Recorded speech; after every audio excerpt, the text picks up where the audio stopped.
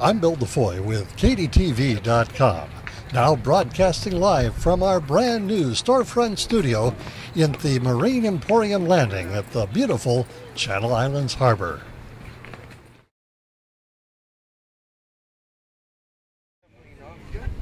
And Teresa, tell us a little bit about the car that we're looking at.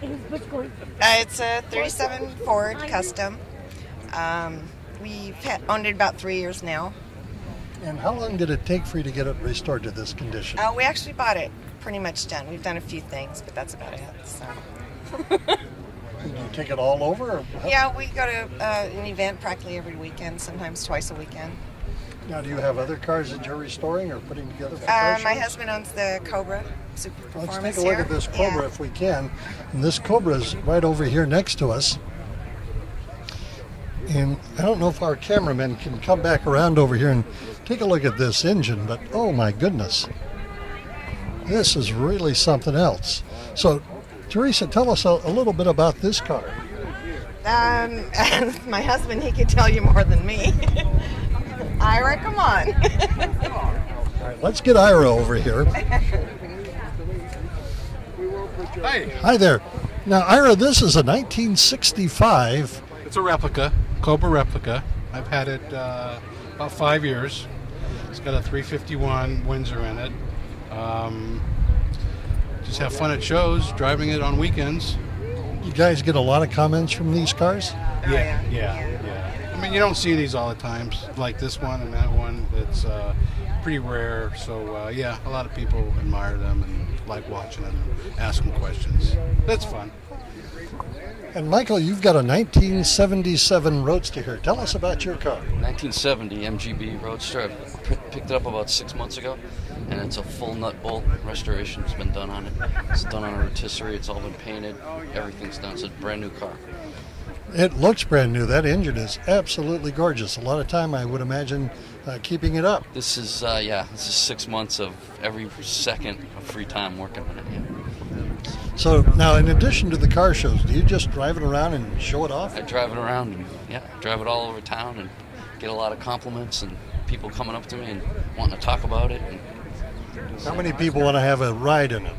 Lots. I believe all my it. kids' friends want to go around the block, and yeah, they like it. So. Probably the coolest thing on the block in your neighborhood. Right, and the reason I have it is I had an uncle when I was a little kid that had an MGB like this, and I still remember it, and I always wanted one, and so I bought one and did this to it. He had the same car, basically. Wow. And so, yeah. Phenomenal. All right, Michael, thank you very much. Thank you. Okay. Andy, this is not a Model T, it's not a Model A, it's a Model B. Model B. What is the difference between a Model A, a T, and now a B? Okay, Model B was only made 1 year, 1932, and the difference between a Model A and a Model B is the block is oil pressure on the mains. The cylinders and all that's the same, but it's got oil pressure and a heavier crankshaft, like a counterbalance crankshaft. Now, I noticed that you have on your sign that it's a 5-window. 5 windows. So you got the two on passenger, driver's side, and the back. Yeah, that's 5 windows. You don't count the windshield. It's 5 window. 5 windows. Yeah, they made a 5-window and a 3-window. Now, how long have you had this vehicle? 5 years. 5 years. A lot of work, I would imagine, going into it. Yeah, a lot of work. Yeah, 5 years of work. I'm still working on it. It's a work in progress. Yeah, work in progress. You never get done with one of these. Do you have an occasion to take it out and drive it around? You usually with the insurance you can't use it for a pleasure car. You can drive it to the shows and occasionally drive it around, but you can't use it to go to work or anything like that. And that you wouldn't want to do anyhow. All right. Well, Amby, thank you very much for showing this off to us. It's rare. There's not many 32s, real ones. This is real. Most of them are aftermarket. And this is all real metal Ford. Like they used to make them. Like they used to. Well, I built cars in the 30s. That's when I was a hot rodder in the 30s, all through the 30s. And after the war, then I got into body and fender business. I had 65 years in the body and fender business. So anyhow, this is my retirement. Okay. Thank you very much, Andy. Okay, thank you. And Fred, we're standing in front of a 1949 Cadillac. Tell us about this vehicle. Well, this is a Cadillac Coupe Deville. It was the first year for the Coupe without the center pillar. And then it also is the first year for the overhead valve engine. And so it's considered a genuine milestone car. Well, one of my first cars was a 1972 Cadillac Coupe DeVille. Big old thing. Right. Now, how long did it take for you to get this restored? Well, actually, I bought it more or less restored, but about 12 years ago I did some more restoration on it. But it still has a ways to go yet. All right. And you take it out to all the car shows, I take it? Well, I haven't been doing much in the last few years, but I decided to come out to this show because I used to come to milestone car shows all the time, but I haven't been out for quite a while. And any other cars that you might have at home that you're working on right now? Well, I have a 66 Volvo 1800S Coupe that has been my daily driver for a long time. But I used to have a lot more Cadillacs, but I've downsized. Okay. Well, Fred, thank you very much. Thank you. And John, tell us about this model. What is it, a Model A or a Model T? Model A, 1929 Model A, closed cab pickup truck. And how long have you had this vehicle? I've had it almost 20 years. So have you done the full restoration on it yourself? Not totally myself. I had a lot of help. So when you got this, what kind of a condition was it in when you purchased the vehicle? The truck was all in pieces. It was mostly there, but it was completely dismantled. It had been restored once in its life and ran hard, and then torn apart by the owner, and they gave up on it and had it for sale. So you picked up on it, and you said that you've had it for how long? Just about 20 years. About 20 years. So a lot of time, equity, and sweat into it. Yeah, lots of it. All right. And now do you take it out to other shows beyond this one here, or what else do you do with the vehicle? I take it to as many shows as I can. It's a fairly new build. It's about 10 months new. So I've been hitting a lot of the local car shows. I went to the Grand Nationals in Pomona in January, which is the biggest show in the nation.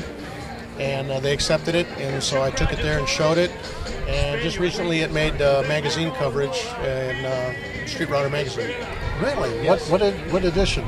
The August edition, yes. So that's coming out. Yes, I have the edition right here, and that was exciting. You know that they deemed it good enough to put on their pages. All right. Well, John, thank you very much. Thank you. All right. Thanks, John. And we're visiting with Doug. Now, we're going to be calling this the Bob Award. Bob is our producer here today. And Doug, tell us a little bit about this vehicle. It's a 1931 Ford. Is that right? That's right. It's my 1931 Ford Model A 5-window coupe. I've got a 1957 392 Hemi in it with a 671 blower. Right now, it's just pushing out about 620 horsepower. Looks like one of the original lowriders to me. Oh yeah, that's for sure. You have a lot of fun with this? This is my baby right here. I have a hell of a lot of fun on this. I would imagine. Now, all right, Archer, need over here in the PJs, please. I don't miss a show. All right, where are you? Sometimes, if I'm not in the show, then I make sure that I go to 2 or 3 shows on the weekend, starting Friday night all the way up until Sunday. Sounds like your weekends are pretty full. That's what I do. Love these cars. Now, how long have you had this vehicle? This car's been on the road for about a year now. Took about a year to build it, and it's been on the road for about a year. All right. Yeah. All right. Thank you very much, Doug. Thank you. All right. Ed, tell us about this 1951 Mercury. Well, I picked it up out of the wrecking yard in 1976 for $450. And then it went to Gene Winfield when he had his shop in Canoga Park. It sat there for 2 years, and we made it into what it is today. Now this car is very unique as it has side doors. Yeah, the suicide doors, the four-door sedans on Lincolns and Mercury's up to 1965 came with suicides. And what you can notice, we chopped the metal top off completely and put a Carson type top on it. Now it is a soft top. Now what is the difference between soft top and convertible? Convertible top, that you press a button and the top will come up and down. This has 4 bolts in it. 2 people lift it off and set it aside. And then when you want it back on again, you just put it back on and button it up.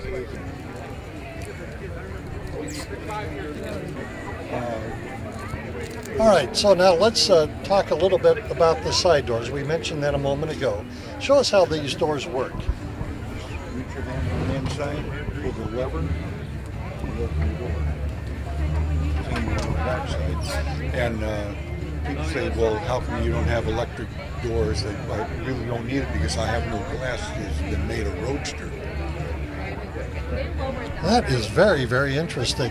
And one of the things, we're going to have our cameraman come around over here if we could for just a moment, because you don't see these on the steering wheels, but it looks like you have something where you can grip and turn the wheel with. You know, back in the old days, there was a Brody knob. You could do it this way, or they call them necker knobs, where you could have one hand on the steering wheel and the other one around the wheel. Today they're outlawed. I had no clue. I found that to be a very interesting feature as we came over here and took a look at the doors. It's got 400 horsepower, so it does. All right, thank you very much. All right, thank you.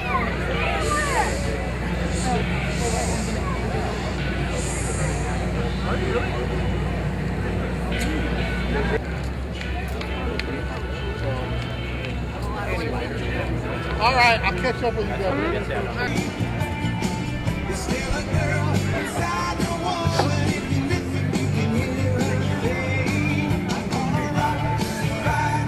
And I'm Bill DeFoy. Thank you for joining us at this classic car show at the Marine Emporium Landing on KDTV.com in the beautiful Channel Islands Harbor.